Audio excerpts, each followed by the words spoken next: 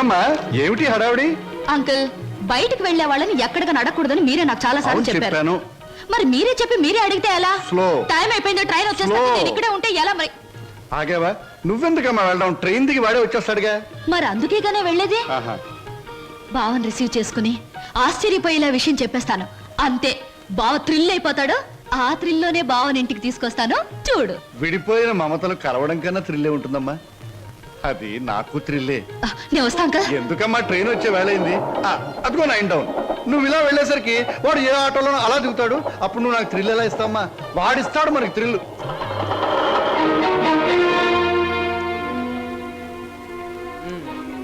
పెళ్ళయ్యాక ఎలాగో తప్పదు, ఇప్పటి నుంచే మోయిస్తే ఎలా? ఓ మాట అడుగుతాను, చెప్పు. 7 రోజులు 7 క్షణాల్లో గడిచిపోవడానికి కారణం చెప్పగలవా? గలను, కానీ చెప్పను. ఎందుకని?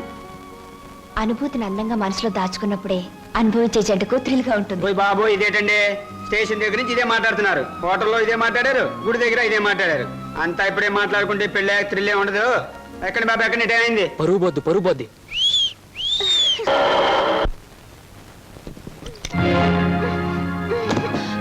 అక్క, ఏమిటిది? నువ్వు వెళ్ళిపో. నువ్వు ఇక్కడి నుంచి ఏం జరిగింది తర్వాత చెప్తాను. ముందు నువ్వు ఇక్కడి నుంచి వెళ్ళిపో.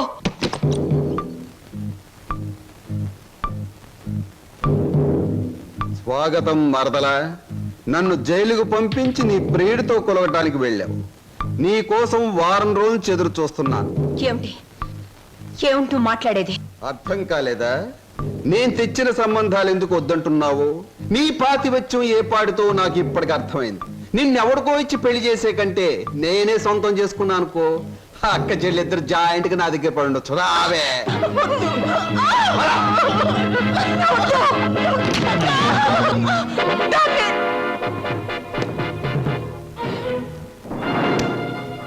వదులు, నిన్నే వదులు.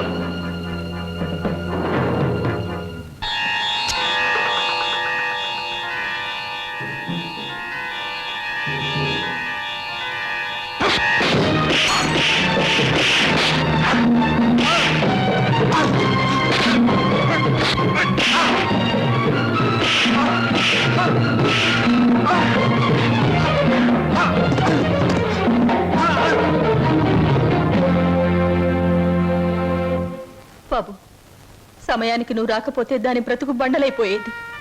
తాళి కట్టవలసిన నీ చేతులతోనే దానికి తలకొరివి పెట్టవలసి వచ్చేది. బాబు, నేను అడుగుతాను, చేస్తావా? చెప్పండి. ఆ దుర్మార్గుడు దాన్ని ఆ మాన మర్యాదలతో ఉంచడు. దాన్ని నీ వెంట తీసుకెళ్ళిపో బాబు. నీ కాబోయే భార్యను నువ్వే రక్షించుకో. దాన్ని కాపాడే శక్తి నాకు లేదు. అది హాయిగా బ్రతికి తెచ్చాలు. నేను వాడి చేతుల్లో చచ్చిపోయినా పర్వాలేదు బాబు, తీసుకెళ్ళు. అది కదండి. పెళ్లి కాకుండా ఇంటికి తీసుకువెళ్తే లోకం ఏమైనా అనుకుంటుందనా? అనుకోని బాబు.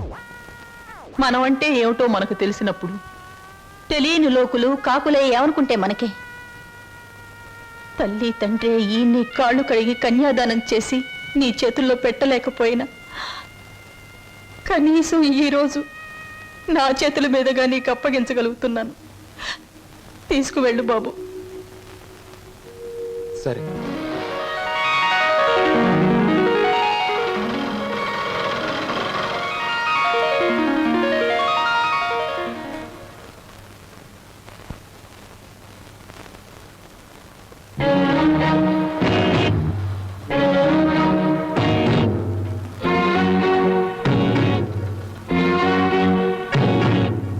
బాబాయ్, ఈ రోజు నుంచి ఈ అమ్మాయి మన ఇంట్లోనే ఉంటుంది. మన ఇంట్లో ఎలా ఉంటుందిరా? అద్దెకి ఇవ్వడానికి ఇంట్లో వేరే పోర్షన్ లేదుగా. అద్దె కాదు బాబాయ్. మరి ఈ అమ్మాయి పేరు లలిత. నేను అడిగింది అమ్మాయి పేరు కాదు సీను. ఆ అమ్మాయిని ఇక్కడికి ఎందుకు తీసుకొచ్చావని. తీసుకురావాల్సిన అవసరం వచ్చింది కనుక. ఏమిట్రా అవసరం? లలిత నేను ప్రేమించుకున్నాం, పెళ్లి చేసుకోవాలనుకున్నాం. తప్పని పరిస్థితుల్లో ఈ అమ్మాయిని ఇక్కడ తీసుకురావాల్సి వచ్చింది బాబాయ్. అంటే అంతా నీ ఇష్టమేనా? నీ వెనక ఎవరు లేరనుకున్నావా? వాళ్ళ గురించి ఆలోచించాల్సిన బాధ్యత నీకు ఉందా లేదా? అసలు నీకు విషయం తెలుసా? అంకుల్, ఏమిటి నీ పద్ధతి? పూర్తిగా చెప్పనీయకుండా అడ్డుపడతావేంటి? చెప్పని. అది కాదమ్మా, దేవుడి గుడికి వెళ్ళాలన్నా నా పెర్మిషన్ లేకుండా వెళ్ళేవాడు కాదు, ప్రేమించట. అంకుల్, ప్రేమించడం అనేది మనసు చేసే పని, గుడికెళ్ళడం అనేది మనిషి చేసే పని. నీకు తెలీదమ్మా వీడు. అంకుల్, ఏమిటి వాళ్ళు ఎలా ప్రవర్తిస్తున్నావు? అతను ఏదో తప్పు చేసినట్లు మాట్లాడతావేంటి? ప్రేమించే మనసుంది కాబట్టి ప్రేమించాడు. తన మనిషిని తాను కాపాడుకోగలన్న ధైర్యం ఉంది కాబట్టి చేయి పట్టుకుని ఇంటికి తీసుకొచ్చాడు. అది కాదమ్మా. అంకుల్, ఇంత అందమైన అమ్మాయిని ప్రేమించినందుకు సంతోషించు, అంతేగాని ఊరికే కోపగించుకుంటావేంటి? ఏమండి, మా అంకుల్ చాలా మంచివాడు. ఇంత మంచి హీరో మనసు దోచుకున్నందుకు ఐ రియలీ కంగ్రాచులేట్ యూ. రండి. క్షమించండి, ఈ ఇంట్లో వాళ్ళకి ఇష్టం లేకుండా ఇక్కడ ఉండటం నాకు ఇష్టం లేదు. నేను వేరెక్కడైనా ఉంటాను. మీరు మమ్మల్ని అవమానిస్తున్నారా? అవమానిస్తున్నానా? లేకపోతే ఏమిటి? ఒక నిస్సహాయమైన ఆడది ఇంటికొస్తే ఆదరించకుండా బయటికి గంటేంత దుర్మార్గుడు అనుకున్నారా మా అంకుల్? మీరెక్కడికి వెళ్ళక్కర్లేదో, రండి. అంకుల్, ఒకరికొకరు మనసిచ్చి పుచ్చుకుని వచ్చారా? ఇద్దరుగా వచ్చిన వాళ్ళని ఆశీర్వదించి ఒకటిగా చేయ అంకుల్. Please please uncle. మీరు లోపల పదండి. ఇంకా ఇక్కడ నిలబడ్డావేంటి? పద పద పద పద. ఆంటీ, ముందు కుడికాలు పెట్టించి లోపల తీసుకెళ్ళు. లక్ష్మి, ఏంటి అలా చూస్తుండిపోయావు? మీ వదిన లోపల తీసుకెళ్ళి దిష్టిది. వెళ్ళు. రండి లోపల వెళ్ళు.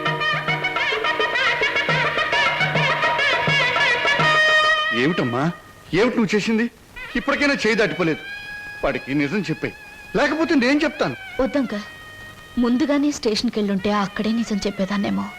ఇప్పుడు బావ పక్కన అమ్మాయిని చూసి కూడా నిజం చెప్పడం వాళ్ళని విడతీయడానికేగా అంకుల్. అమ్మా. అంకుల్, కృష్ణాష్టమి రోజున మన ఇంట్లో మంచి జరుగుతుందని నువ్వే కదా నాతో చెప్పావు. నాకు మంచి జరుగుతుందని నువ్వు అనుకున్నావు, బావకు మంచి జరుగుతుందని నేను అనుకున్నాను. నేను మరోసారి ట్రైన్ మిస్ అయ్యాను, అంతే.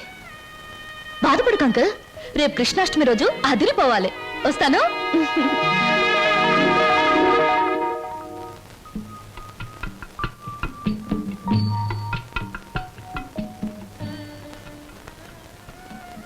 నిజంగా? అవును, చాలాసేపు ఎదురు చూసాం. ట్రైన్ కదిలిపోయింది. ఆ తర్వాత మా సరోజ్ ఏమైందో మాకు తెలియదు. దాని జ్ఞాపకార్థంగా ఆ టికెట్ను మా అన్నయ్య ఫ్రేమ్ చేయించాడు. ఇప్పటికీ మా సరోజ్ అంటే మా అన్నయ్యకి ఎంత ఇష్టమో. అదృష్టవంతురాలు. ఎందుకని? మీ అన్నయ్య లాంటి మంచి మనిషి మనసులో మిగిలిపోయినందుకు. నేను ఒప్పుకోను. పాప మా రోజు ట్రైన్ తప్పిపోకుండా ఉండుంటే ఆ అమ్మాయి అంత అదృష్టవంతురాలు ఉండేది కాదు. అయినా జ్ఞాపకంగా మిగిలిపోవడంలో అదృష్టమే ఉంది. జ్ఞాపకం శాశ్వతం కాబట్టి. అవును, జ్ఞాపకం శాశ్వతమే. కానీ శాశ్వతంగా ఉండాలంటే కేవలం జ్ఞాపకంగా మిగిలిపోవాలని ఇప్పుడే తెలిసిందే. ఏమిటి మీరు మాట్లాడేది? ఏముంది, మీరు చెప్పిన దానికి పొడిగింపు. స్వప్న ఎప్పుడు అంతే వదినా, ఒక్కోసారి తన మాటలు అర్థం కావు. ఏ, నేను తెలుగులోనే మాట్లాడతానే. తెలుగులో కాదు, తెలివిగా మాట్లాడుతావు, అందుకని నాకేం అర్థం కావు. అరే, ఇదేమిటి ఇలా వేశారు? అందరూ కృష్ణుడు లోపలికి రావాలని బయట నుంచి పాదాలు ఇంట్లోకి వేస్తారు. మీరు మీ ఇంట్లోంచి బయటకు వేశారేమిటి? అవును, అందరిది స్వార్థం. కృష్ణుడు వాళ్ళ ఇంట్లోకి రావాలని. అంటే కృష్ణుడు వాళ్ళ ఇంట్లో లేడన్నమాటేగా. కానీ నా ఇంట్లో మనసులో కృష్ణుడు ఎప్పుడు ఉంటాడు. అతనికి నచ్చజెప్పి ఎప్పుడు నా దగ్గరే ఉంటాయలా? అందరి దగ్గరికి వెళ్ళు అని పాదాలు బయటికి వేశాను. అవి మీరు వేసిన పాదాలతో కలిపాను. అంటే కృష్ణుడు నా ఇంట్లోంచి మీ ఇంట్లోకి వస్తున్నాడనమాట. చాలా చక్కగా మాట్లాడుతున్నారే మీరు. ఎక్కడ నేర్చుకున్నారు? జీవితం అనే స్కూల్లో దురదృష్టం అనే మాస్టారు పరిస్థితులనే బెత్తంతో బాధి మరీ నేర్పారు. నాకు చాలా పరిస్థితులు వచ్చాయి, కానీ మీలా నవ్వుతూ మాట్లాడే ధైర్యం రాలేదు. మీ మాస్టర్ పేరు అదృష్టం, మా మాస్టర్ పేరు చెప్పానుగా, దురదృష్టం. సంవత్సరాలు నేను చెప్తున్నాను. ఇదిగో ఆ చెట్లకి చెప్తే అవన్న మన పెళ్లి చేసిన పెంట్ల పేరయ్య. ఇదిగో ఈ రోజుతో మన పెళ్లి విషయం తేల్చకపోతే రేపటి నుంచి నీకు కనపడను కర్రీ కనకయ్య. అగో, ఈ రోజే మీ అన్నయ్య కనబడితే మీ అన్నయ్య, మా నాన్న కనబడితే మా నాన్న, ఎవరు కనబడితే వాళ్ళకి ఈ విషయం చెప్పి నీ మెళ్ళలో 6 ముళ్ళు వేస్తాను. ఆరా? నీకు 3, నాకు 3. అదా ఆటో, ఈ ఆటోలో వెళ్ళి, ఇదే ఆటోలో వెళ్ళి మీ అన్నయ్య ఎక్కడున్నాడో వెతికి పట్టుకుని ఆయనతో మీ చెల్లిని ప్రేమించాను, నేను పెళ్లి చేసుకుంటాను, మీరు ఒప్పుకోపోతే నేను ఒప్పుకోను అంటాను. అప్పుడు ఆయన ఏమంటారు? నీ ఇంటి అడ్రస్ ఎక్కడా అని అడుగుతారు. నిజమేనయ్యా, వాళ్ళిద్దరూ కలిసి తిరిగారు, ప్రేమించుకున్నారు. నేనేమీ కాదంటం లేదు. మీ చెల్లెల్ని ఇంటి కోడలుగా చేసుకోవడానికి కూడా నాకేమీ అభ్యంతరం లేదు. కాకపోతే ఇంటికో అంతస్తుంది, దానికో అభ్యంతరం ఉంది. అది ఒప్పుకోదు. మీ అంతస్తుని ఎగిరందుకోవాలన్న దురాశ నాకు లేదు సార్. కానీ పెళ్లి చేయటానికి ఒప్పుకోను మీ అంతస్తు మీ అబ్బాయితో కలిసి తిరిగిన నా చెల్లెల జీవితానికి ఏ సమాధానం చెప్తుంది సార్? Good, very good. ఈ ఒక్క మాట నిన్ను నా అంతస్తుతో సమానం చేసింది. You are correct. అంతేకాదు సార్, మానవత్వం మంచితనమే అంతస్తు అయితే నాకు చాలా గొప్ప అంతస్తు ఉంది సార్. తన యజమాని కోసం ప్రాణాలు అర్పించిన గొప్పవాడు నా తండ్రి. అవును సార్, భూమి తగాదాల్లో యజమాన్ని కాపాడడం కోసం మా నాన్న చనిపోకుండా ఉంటే నా చెల్లెలు పెళ్లి విషయం మాట్లాడడానికి మా నాన్నే వచ్చేవాడు. ఇంతకీ మీ దేవురు? రామాపురం సార్. మీ అమ్మ నాన్న పేరేమిటి? మా నాన్న పేరు రామయ్య, మా అమ్మ పేరు జానకమ్మ. నువ్వు రామయ్య కొడుకువా? అవునండి. మా నాన్న మీకు తెలుసా సార్? తెలుసు. ఆనాడు మీ నాన్న తన ప్రాణాలనిచ్చి రక్షించింది ఎవరినో కాదు, నన్నే. మీరు శ్రీధర్రావు గారా? అవును బాబు. అవును, మీ మావయ్య నువ్వేదో ఇంజనీరింగ్ చదువుతున్నావన్నాడు. ఈ ఆటో, ఈ డ్రెస్సు అంత అబద్ధం సార్. మీ దగ్గర నుంచి డబ్బు తీసుకొని మమ్మల్ని అమ్మబోయాడు. మేము భయపడి పట్నం పారిపోయి వచ్చేసాం. రాస్కెల్. మిమ్మల్ని చదివిస్తున్నా నా నాగయ్య ఇప్పటికీ నా దగ్గర డబ్బు తీసుకెడుతూనే ఉన్నాడు. ఏమిటి, ఇంకా వస్తున్నాడా? All right. ఇటువంటి సంతోష సమయంలో వాడి పేరెందుకు తలుచుకోవటం? బాబు, ఆనాడు మీ నాన్న నా కోసం చిందించిన రక్తానికి బదులు ఎలా తీర్చుకోవాలా అని ఈనాడు నాకు అర్థం కాలేదు. ఇప్పుడు అర్థమైంది. ఆ రక్తానికి బదులు నీ రక్తపాశాన్ని మా ఇంటి కోడలుగా చేసుకుంటాను. Thank you sir, thank you very much. విన్నావా వదిన?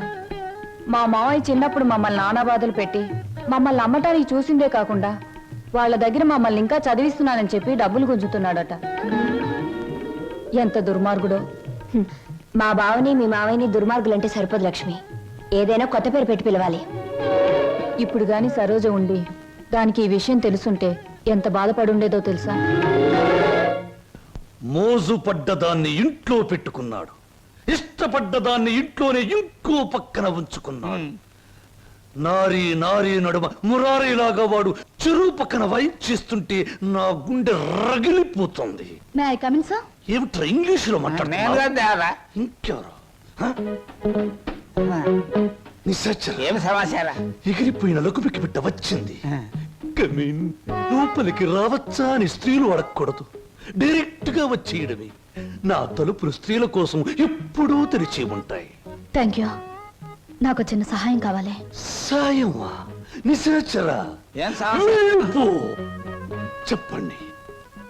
నాకు కొంచెం డబ్బు కావాలి. ఓ, కొంచెం ఏమిటి, ఎంతైనా ఇస్తాను. వేలు, లక్షలు, కోట్లు. నాకు లక్షలు కోట్లు అక్కర్లేదు. ఓ 50,000 చాలు. 50? అవమానం, తీరని అవమానం. నాకు లక్షలు కోట్లు ఇవ్వడమే తప్ప వేలు ఇవ్వను. ఓ చిన్న రిక్వెస్ట్. నేను ఇక్కడ ఉద్యోగం మానేసి వెళ్ళిపోయాను. మీరు తిరిగి ఆ ఉద్యోగం నాకు ఇచ్చి ఈ 50,000 అప్పు తీర్చుకునే అవకాశం ఇస్తేనే నేను తీసుకుంటాను. ఇదిగో 50,000. దీనికంటే ఎక్కువ 10 రెట్లు ఇస్తాను. నీ ఇష్టం వచ్చిన పద్ధతిలో, నీ ఇష్టం వచ్చిన పద్ధతిలో తీర్చుకో. తీసుకో. ఈ డబ్బు నా పద్ధతిలోనే తీరుస్తాను.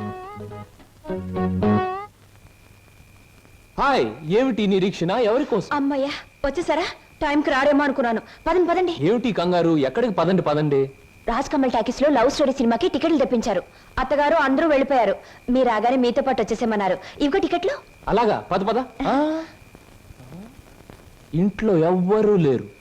పైన వెన్నెల, పక్కన నువ్వు. పిచ్చిదానా, లవ్ స్టోరీ థియేటర్లోనే చూడక్కర్లేదు. మరి